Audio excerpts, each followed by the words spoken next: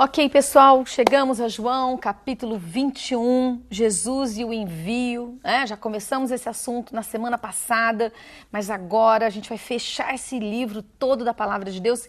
Que tremendo! Eu espero que você tenha aprendido muito, que você tenha crescido ao conhecer mais as histórias do livro de João, que você possa realmente ter sido ministrado pelo Espírito Santo de Deus e que as verdades maravilhosas e tremendas que a gente aprende nesse livro possam ser realmente guardadas no seu espírito e transformadas em vida na sua vida. Amém?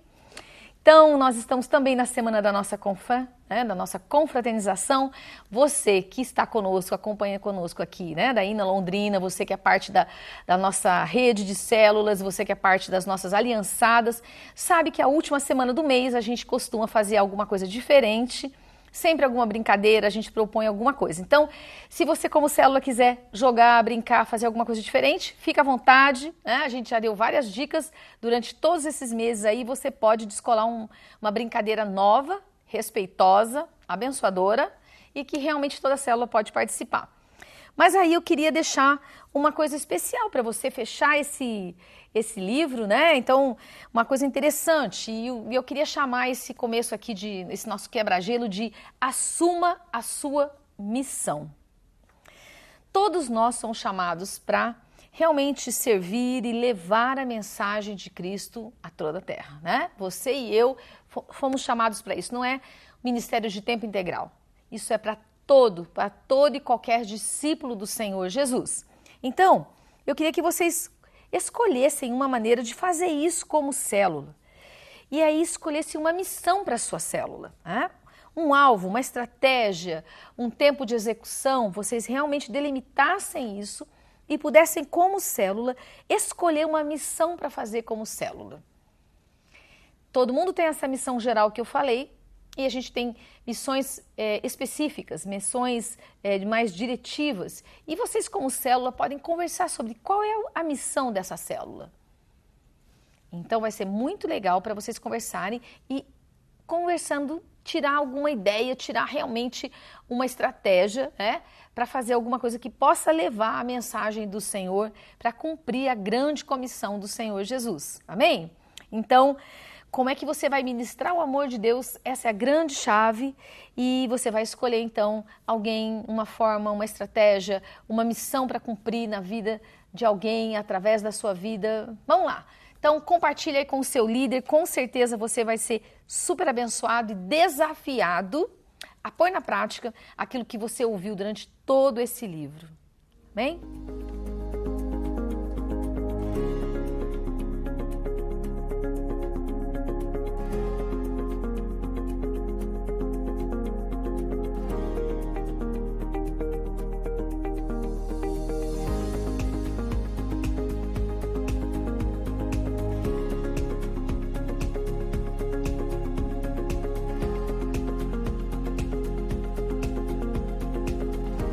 Nossa reflexão de hoje, no capítulo 21, a gente vai ler todo esse capítulo. Essa é a nossa sugestão para você, que acompanha conosco antes da célula, esse vídeo, durante a célula, que você realmente possa ler o capítulo para se preparar para participar da sua célula. Esse é o capítulo final de João e a gente vai falar esse processo, né? Esse processo de envio na vida de Pedro, que é muito interessante, Pedro é um personagem, né, especial, a gente pode se identificar muito com ele, e aí a gente tem uma história interessante a respeito dele nesse capítulo 21. Então, o que é que essa história de Pedro nos mostra? Vamos lá, a gente vai ler parte a parte e vai observar essas verdades. Em geral, né, para a gente começar aqui, eu quero só fazer essa introdução. A vida de Pedro é um retrato da nossa própria vida com o Senhor. Porque a nossa vida com Deus, a nossa jornada com Deus é uma jornada ascendente, com algumas recaídas, vamos colocar assim, né? A gente muitas vezes, né, erra, falha, desaponta o Senhor, desaponta nós mesmos, né? E a gente tem um propósito no coração e muitas vezes luta para cumprir aquilo. Então a vida de Pedro é mais ou menos isso, acontece isso com ele aqui, né, nessa história, porque é o fechamento do momento que Pedro negou Jesus, né? Então a gente vai ver essa história aí, vai ser bem interessante. Vamos lá, vamos aí então dos versículos 1 ao 14. Eu vou dividir esse capítulo em algumas partes e a primeira é o reencontro. E a gente vai ver então do versículo 1 ao versículo 14. Vamos lá. Depois disso, Jesus apareceu novamente aos seus discípulos à margem do mar de Tiberíades. E foi assim. Estavam juntos Simão Pedro, Tomé, chamado Dídimo, Natanael, de Caná da Galileia, os filhos de Zebedeu e 2 outros discípulos. Vou pescar, disse-lhes Simão Pedro. E eles disseram, nós também vamos com você. Eles foram e entraram no barco, mas aquela noite não pegaram nada. Ao amanhecer, Jesus estava na praia, mas os discípulos não o reconheceram. Ele lhes perguntou, filhos, vocês têm algo para comer? Eles responderam que não. Ele disse, lancem a rede do lado direito do barco e vocês encontrarão. E eles lançaram. E não conseguiam recolher a rede, tal era a quantidade de peixes. O discípulo a quem Jesus amava disse a Pedro, é o Senhor. Simão Pedro, ouvindo-o dizer isso, vestiu a capa, pois o havia tirado, e lançou-se ao mar. Os outros discípulos vieram no barco arrastando a rede cheia de peixes, pois estavam apenas a cerca de 90 metros da praia. Quando desembarcaram, viram ali uma fogueira, peixe com as brasas e um pouco de pão. Disse-lhe Jesus, tragam alguns dos peixes que acabaram de pescar.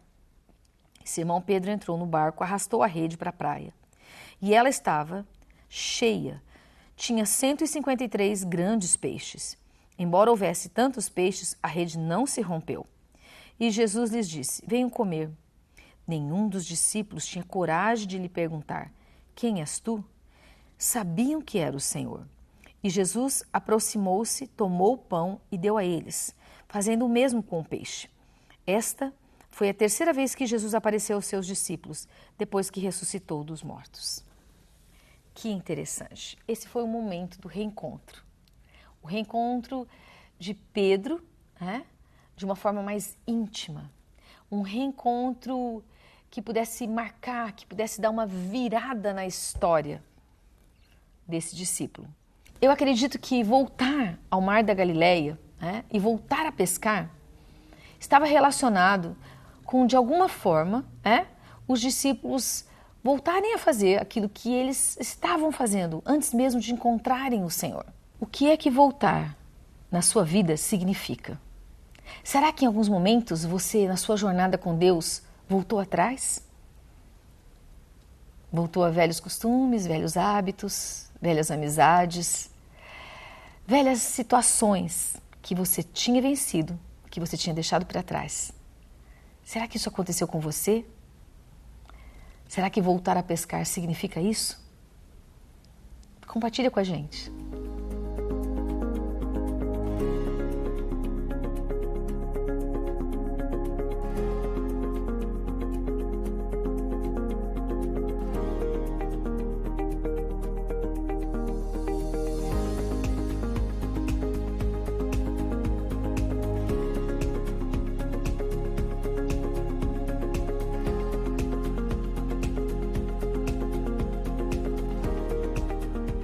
Um outro aspecto do reencontro que me chama a atenção é que no começo os discípulos não reconheceram Jesus. Muitos dos discípulos não reconheceram Jesus. Algumas vezes nós estamos vivendo tão atordoados, com tantas emoções, com tantos sentimentos no nosso coração, tão envoltos naquilo que estamos vivendo, que os nossos olhos espirituais não conseguem reconhecer a presença de Deus.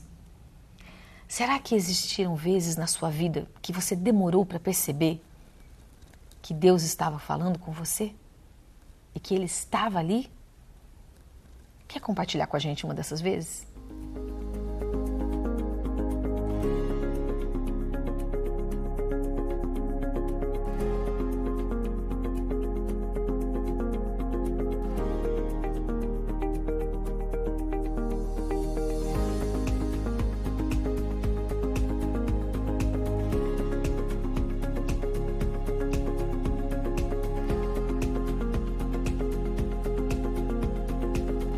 Vamos para o próximo aspecto, que está lá do versículo 15 ao versículo 19, que é a restauração e o reenvio, se a gente pode chamar assim, Então vamos continuar lendo essa história. Depois de comerem, Jesus perguntou a Simão Pedro, Simão, filho de João, você me ama mais do que estes? Disse ele, sim, Senhor, tu sabes que te amo. E disse Jesus, cuide dos meus cordeiros. Novamente Jesus disse, Simão, filho de João, você me ama? Ele respondeu, sim, Senhor, tu sabes que te amo. Disse Jesus, pastorei as minhas ovelhas. Pela terceira vez ele lhe disse, Simão, filho de João, você me ama? Pedro ficou magoado por Jesus lhe ter perguntado pela terceira vez, você me ama? E lhe disse, Senhor, tu sabes todas as coisas e sabes que eu te amo. Disse-lhe Jesus, cuide das minhas ovelhas. Digo-lhe a verdade, quando você era mais jovem, vestia-se e ia para onde queria. Mas quando for velho, estenderá as mãos e outra pessoa o vestirá e o levará para onde você não deseja ir. Jesus disse isso para indicar o tipo de morte com a qual Pedro iria glorificar a Deus. E então lhe disse, siga-me. Esse é um momento bem especial na vida de Pedro. Lembre-se que Pedro havia negado Jesus 3 vezes. E é interessante como Jesus faz 3 vezes a mesma pergunta para Pedro. Eu creio que é um momento em que Jesus está levando Pedro a uma cura, a um reafirmar aquilo que ele havia negado. Então, novamente, Jesus está ali trabalhando com o coração de Pedro para voltar este coração no lugar certo, que ele deveria estar. Mas o interessante aqui é o complemento que Jesus dá a cada uma das respostas de Pedro. A cada resposta de Pedro, que sim, que ele o amava, Jesus tem 3 respostas, um pouquinho diferentes. A primeira, Jesus diz a ele, cuide dos meus cordeiros. Jesus está trazendo aqui a ideia de cordeirinhos, a ideia de ovelhas recém-convertidas, de que aquelas que necessitam de maior atenção, de maior cuidado, de maior proteção mesmo, Então, os cordeirinhos são aqueles que acabaram de entregar a sua vida a Jesus, que estão começando a sua jornada com Deus e precisam de muito, muito cuidado. A segunda resposta de Jesus a ele foi, pastorei as minhas ovelhas. Eu acredito que a ideia de pastorear as ovelhas traz uma ideia de direção, de condução. O pastor é aquele que retira as ovelhas daquele curral, daquele lugar guardado, seguro, leva aos pastos, leva às águas e novamente traz de novo para um lugar seguro para a noite. Então, pastorear ovelhas envolve muita coisa. Envolve uma direção, envolve um alimento, envolve um cuidado, envolve levar a ovelha ao lugar certo, ao lugar que ela precisa, E por fim, a terceira resposta foi, cuide das minhas ovelhas. Ovelhas precisam também de cuidado. Tanto os cordeirinhos quanto as ovelhas mais velhas. Todos nós precisamos cuidado. Podemos ser cuidados uns pelos outros. E assim, é por isso que nós estamos nos grupos pequenos, para que nós possamos cuidar do outro, atender pela vida do outro, orar pelo outro, servir ao outro, realmente submeter um ao outro, para que a gente possa viver essa vida de comunidade, de comunhão, que faz toda a diferença na nossa vida. Então, veja que interessante. Seguida dessa última resposta, Jesus traz uma profecia sobre a vida de Pedro, sobre o futuro, o destino, sobre como é que Pedro continuaria servindo a igreja, servindo as ovelhas e tendo uma morte que iria glorificar Jesus. A tradição conta que Pedro foi crucificado, mas foi crucificado de cabeça para baixo, porque ele não queria ser crucificado como Jesus foi. Então essa é uma parte da tradição da história, mas eu creio que realmente foi um cumprimento de uma profecia que Jesus ministrou à vida dele. E no final, Jesus diz então a ele, siga-me. Seguir a Jesus é ser obediente, é corresponder, é estar disposto a viver o ser enviado por ele. E Pedro era realmente um dos discípulos provavelmente mais velhos, que sabia o custo, a jornada, o que é que essa jornada ia requerer dele. Ele tinha aprendido. Ele foi tentado, ele negou. Ele encontrou um lugar de arrependimento e ele foi restaurado. Na nossa jornada com o Senhor, há sempre um lugar de arrependimento, há sempre um lugar de confissão, há sempre um lugar de perdão, quando nós nos voltamos para o Senhor. Lembre-se disso. não se desespere.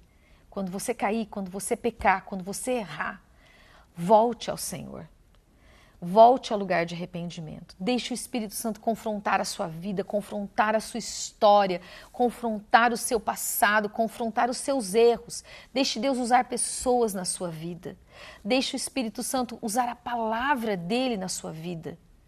E continue a sua jornada com Deus. Não desista do seu chamado, da sua missão, do seu envio. Amém?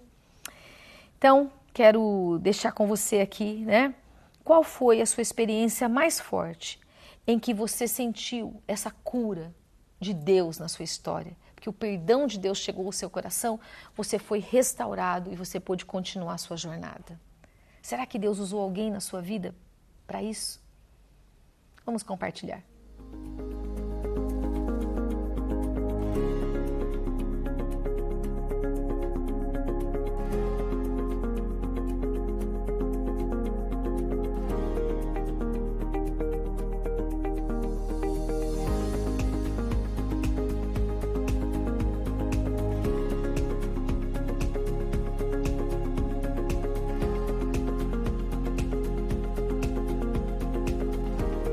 E por fim, chegamos então aqui ao final, o envio e o testemunho. Observe no versículo 24 e 25, João falando acerca dele. Né? Este é o discípulo que dá testemunho dessas coisas, que as registrou, sabendo que o seu testemunho é verdadeiro. Jesus fez também muitas outras coisas. Se cada uma delas fosse escrita, penso que nem mesmo no mundo inteiro haveria espaço suficiente para os livros que seriam escritos. Então tem duas coisas interessantes aqui. Aqui a gente tem João, né? João dizendo por que ele escreveu esse livro, quanto ele queria que esse testemunho alcançasse muitas pessoas e ao mesmo tempo consciente de que ele não conseguiu detalhar, né, transcrever tudo que ele viu, todos os milagres, todo o poder de Deus, todos os ensinamentos, porque isso jamais caberia, né, dentro de um livro, dentro de um pergaminho, dentro de qualquer limites. Então a gente vê aqui que essa história tem a ver com o testemunho de alguém. Alguém que viveu e que conheceu Jesus. Mas ao mesmo tempo, eu quero voltar com você em dois versos, no versículo 7 e versículo 20, que João se apresenta como o discípulo a quem Jesus amava. Isso não te chama atenção? Pode parecer até mesmo estranho, né? A gente diz assim, puxa, eu sou a Mônica, aquela a quem Jesus ama. Talvez alguém escutar isso e falar, puxa, ela parece orgulhosa, né? Ou, puxa, ele parece convencido. Mas eu creio que o sentido disso não é nada disso. O sentido é que João sabia quem ele era e o quanto ele era amado por Deus. O quanto ele tinha o seu lugar no coração de Deus, no coração de Jesus. Então, eu creio que eu e você precisamos ter esse nível de intimidade, de relacionamento com Jesus. De saber realmente quem nós somos, quanto amado nós somos e quanto esse amor nos faz únicos e especiais. Que eu e você possamos desfrutar dessa intimidade que aí vai fortalecer cada vez mais o nosso testemunho daquilo que nós experimentamos, daquilo que nós vivemos com Jesus. Porque nós só podemos falar para as pessoas e para todo mundo daquilo que nós experimentamos. O seu melhor testemunho é aquilo que Jesus fez na sua própria vida, na sua vida pessoal, aquilo que ele falou e ministrou ao seu coração. São as suas respostas de oração, são as suas experiências com a voz do Espírito Santo. Esse é o seu melhor testemunho. Vamos agora para a aplicação, estamos fechando então essa parte, né? Então eu queria desafiar você a escrever o seu testemunho de fé. Como a gente disse que o seu testemunho é a sua melhor pregação, escreva em poucas palavras como foi a sua conversão. Ou talvez você possa escrever uma resposta de oração que Deus deu a você. Uma experiência pessoal. E aí, coloque ali algumas mensagens, coloque ali algum desafio para a vida de alguém e envie para alguém. Abençoe, testemunhe o que Deus fez na sua história. E guarde para você, porque o seu coração também precisa relembrar aquilo que Deus fez e faz na sua história e na sua vida. A gente chama isso, né, de memoriais abençoadores. Então isso é importante, não se esqueça de fazer isso. Essa é a nossa aplicação dessa semana. Que o Senhor te abençoe tremendamente. Vamos para um novo livro da Palavra de Deus. Continue com a gente. Fica aí os nossos avisos, siga-nos no YouTube, nas redes sociais, continuamos com o nosso culto online, aliás, agora com 2 cultos, né? Para que você possa acessar 8h30 da manhã e 10h30 da manhã, a gente tem 2 cultos acontecendo agora, tá? Você segue com a gente no online e também no presencial, com todas aquelas limitações, observando todas as regras dos nossos decretos, tá? E também a gente continua com a Cesta da Generosidade, é a forma de abençoarmos uns aos outros, o nosso Ina Kids para você, papai e mamãe, participar junto com o seu filho e realmente desafiá-lo a viver a palavra de Deus. Nossas células continuam, então fica ligado para as novidades, nós estamos voltando com mais cursos, você vai saber logo logo e pode se inscrever. Amém? Que o Senhor te abençoe.